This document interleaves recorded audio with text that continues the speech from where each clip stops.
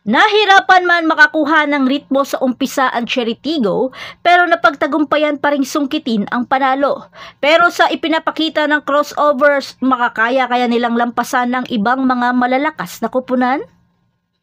Pero bago pa man ang lahat, kung hindi ka pa nakapag-subscribe, please like and subscribe at pakispike na rin sa bell button para lagi kang updated sa mga volleyball ganap. Nasaksihan natin ang hindi matatawarang lakas ni Cesc Robles na nag-deliver ng 15 points para sa Cheritigo at kinilala bilang best player of the game. Siya ang tunay na motivator na nag-inspire sa kanyang mga kasamahan para bumangon muli sa 6 na puntos na deficit sa unang set. Makikitang ang Cheritigo ang naghahabol sa score na 14-19. 5 points lead ang kalamangan ng next led Chameleon. Pero dahil sa mga pambihirang net defense at want to play ni Bicar at running attack naman ni Chang Abi at binigyan pa sila ng malulupit na atake ni Robles, kaya Aragalang nakakuha ng oportunidad na itabla sa 21 all dahil sa kanyang off-speed attack na di inasahan ng Chameleon. Bagamat nagtabla man sa 24 all dahil sa isang monster block ni Atienza kay Aragalang, pero sa isang unforced error naman na net touch kay Ebon, kaya tinapos agad ni Chang Abi sa isang quick attack dahilan ng pagsungkit nila ng panalo.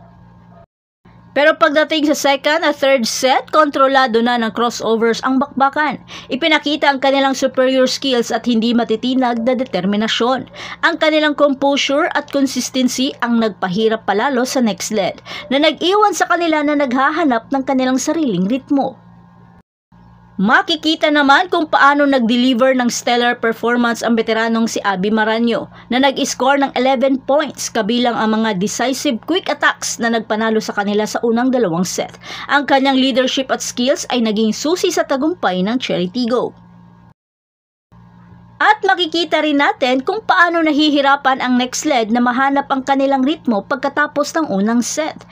Ang unang set ay isang nail-biter, ngunit ang resilience ng Cheritigo at ang mga malalakas na plays ni Robles ang nagpalit ng takbo ng laro na nagbigay daan sa kanilang dominasyon sa mga sumunod na set.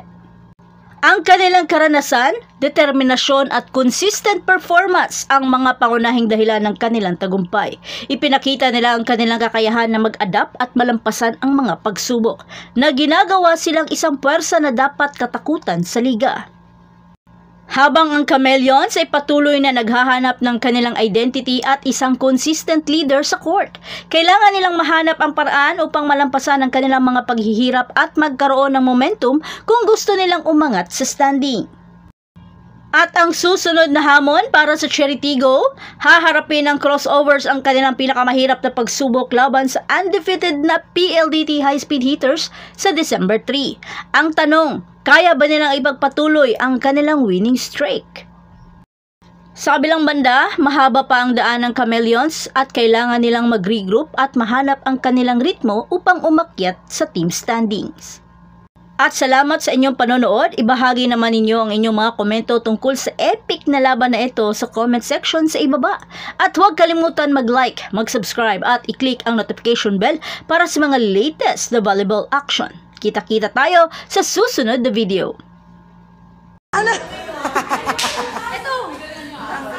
Ayun na yung ako! Video program tayo. Bakit naman ganyan ang pansundok natin? Diyos ko lang. Yum!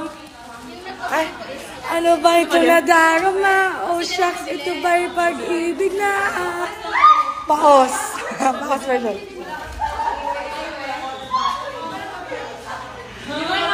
So, sino ka naman sa ano mo? Sa doesn't even know you exist, girl. Ito nga eh. Isang pinaka-flex sa life ko eh. Kailan na daw. Wait, what?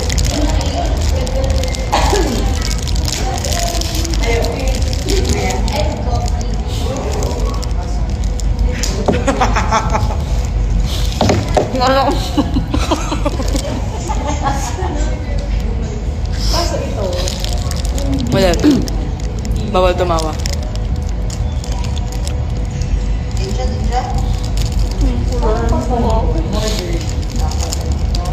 Kahit alam mo parang for the girls ka.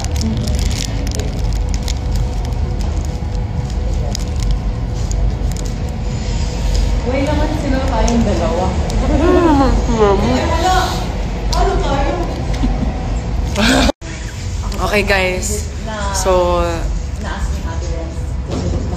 what?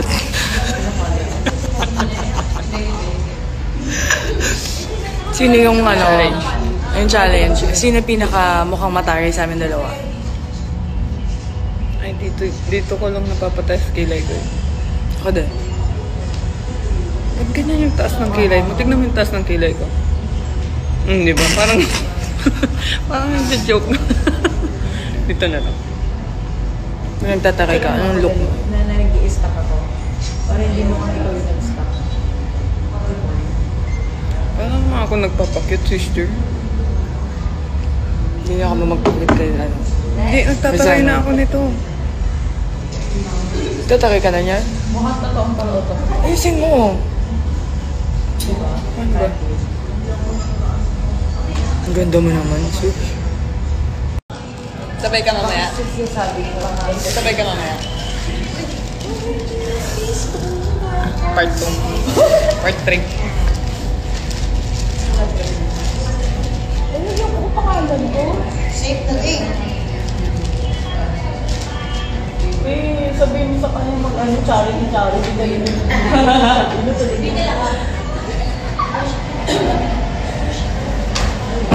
Di ba? Sabi ko Gumalaw ka kasi. 1-0.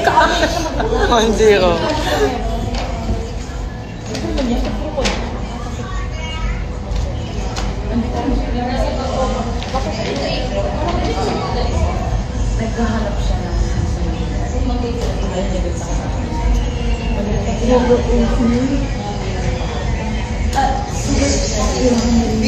organize everything. Ito yung Durian ng Big, di ba? May tanong sa iyo ako.